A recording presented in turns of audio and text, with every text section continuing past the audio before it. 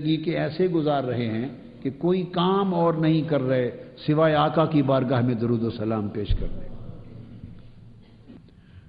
تو آقا علیہ السلام نے فرمایا جب کوئی شخص ایک بار مجھ پر درود و سلام پڑھتا ہے امر اللہ حافظیہ ان لا یکتب علیہ ذنبا ثلاثۃ ایام، یہ جو کندھوں پر کرامن کاتبین بیٹھے ہیں حافظین، جو کندھوں پر ہمارے اعمال نیک و بد، دائیں طرف نیکیاں لکھی جاتی ہیں اور بائیں طرف گناہ، تو حضور علیہ السلام نے فرمایا جو مجھ پر صدق سے، محبت سے، رجوع کے ساتھ، خشوع کے ساتھ، خضوع کے ساتھ، دھیان کے ساتھ، دل جمی کے ساتھ، ادب کے ساتھ، محبت کے ساتھ جو شخص مجھ پر درود و سلام پڑھ لے، اللہ پاک ان فرشتوں کو حکم دیتا ہے، کیا حکم دیتا ہے کہ 3 دن تک اس نے میرے محبوب پر، اس غلام نے درود و سلام پڑھا ہے، 3 دن تک اس کے گناہ نہ لکھے جائیں، صرف نیکیاں لکھی جائیں۔ حضرت عائشہ صدیقہ رضی اللہ تعالیٰ عنہ روایت کرتی ہیں کہ آقا علیہ السلام نے ایک روز فرمایا ویل لمن لا یرانی یوم القیامہ۔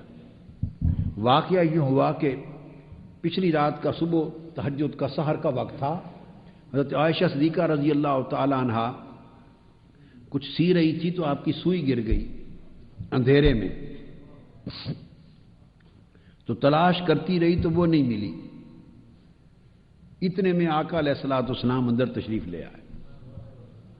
جو ہی آپ اندر تشریف لائے تو چہرے پاک کا جو نور تھا اس سے کمرہ جگمگا اٹھا اور اس روشنی میں ان کو سوئی مل گئی، اس روشنی میں سوئی مل گئی۔ تو عائشہ صدیقہ رضی اللہ تعالی عنہ نے عرض کیا یا رسول اللہ، فقالت ما ادوع وجہک یا رسول اللہ، آقا آپ کا چہرہ انور کتنا روشن اور پر نور ہے، کتنا روشن اور پر نور ہے۔ جب انہوں نے یہ عرض کیا تو اس کے جواب میں آقا نے فرمایا ویل لمن لا یرانی، تو ہلاکت، بربادی اور بدقسمتی ہے اس شخص کی جو مجھے نہیں دیکھے گا، جو میری زیارت نہیں کرے گا، جسے میرا چہرہ دیکھنا نصیب نہیں ہوگا۔ کتنی بدبختی، ہلاکت اور تباہی ہے اس شخص کے لیے۔ جب آپ نے یہ ارشاد فرمایا کہ قیامت کے دن تباہی اور ہلاکت ہوگی اس شخص کے لیے من لا یرانی، جسے میرا چہرہ دیکھنا نصیب نہ ہوگا، حضرت عائشہ صدیقہ رضی اللہ تعالیٰ عنہ نے پوچھا یا رسول اللہ من لا یراک، کیا ایسا بھی کوئی شخص ہوگا؟ کون ہوگا وہ شخص جو قیامت کے دن آپ کا چہرہ نہ دیکھے؟ ہر کوئی تو آپ کو تلاش کرتا پھرتا ہوگا، تو قیامت کے دن کون ہوگا جو آپ کا چہرہ نہیں دیکھے گا؟ قال البخیل، حضور نے فرمایا جو بخیل اور کنجوس ہے اسے قیامت کے دن میرا چہرہ دیکھنا نصیب نہیں ہوگا۔ قالت ومن البخیل یا رسول اللہ، عرض یہ یا رسول اللہ بخیل اور کنجوس کون ہے؟ جسے آپ نے بخیل فرمایا وہ کون ہے جو حضور کے دیدار سے محروم کر دیا جائے گا؟ فرمایا الذی لا یصلی علی اذا سمع باسمی، بخیل اور کنجوس وہ شخص ہے جو میرا نام سنے اور مجھ پر درود و سلام نہ پڑھے،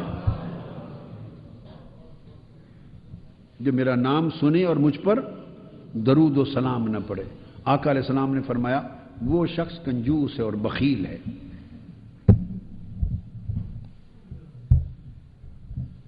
ان کی برکتوں میں سے، درود پاک کی برکتوں میں سے احادیث مبارکہ میں نے عرض کیا کچھ منتخب جو سنانا چاہتا تھا وہ اس قدر تھی جو میں نے چناؤ کیا آج۔ اس کی برکات میں نے پچھلے مہینے میں بیان کی تھی۔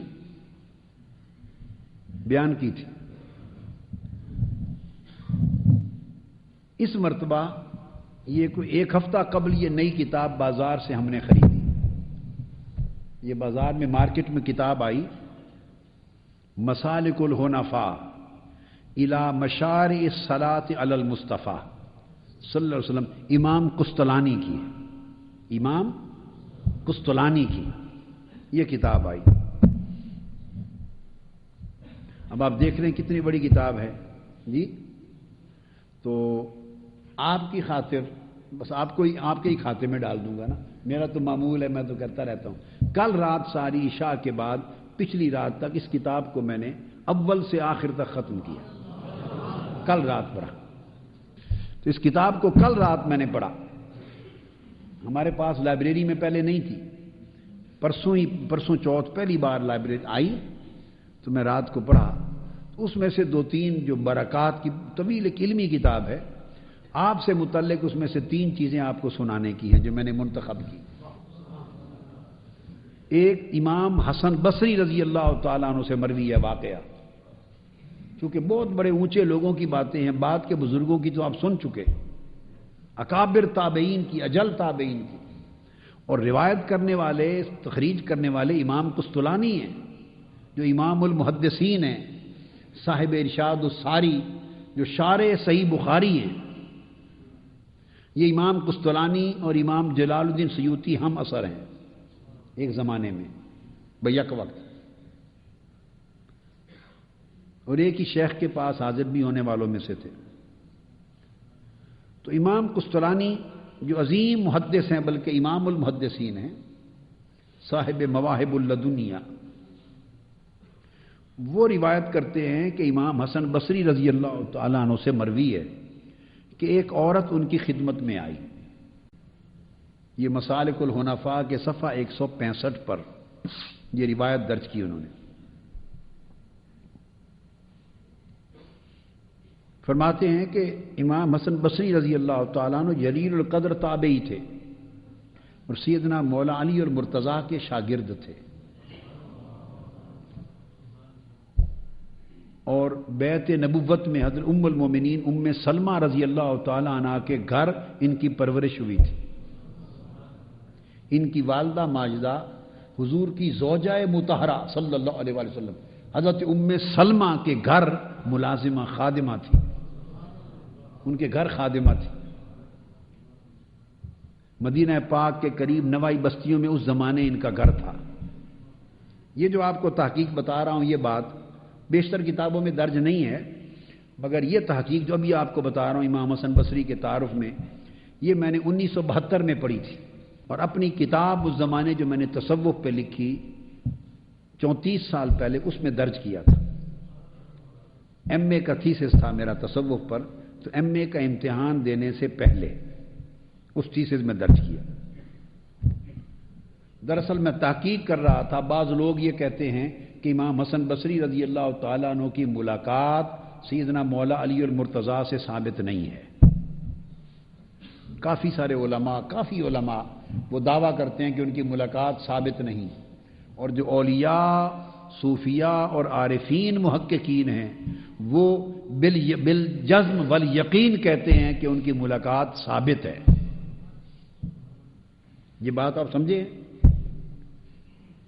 اس موضوع پر بڑے بڑے علماء میں اختلاف رہے، حتیٰ کہ خود شاہ ولی اللہ محدث دہلوی رحمۃ اللہ علیہ اپنے اوائل زمانے میں یہ ملاقات کے قائل نہیں تھے۔ وہ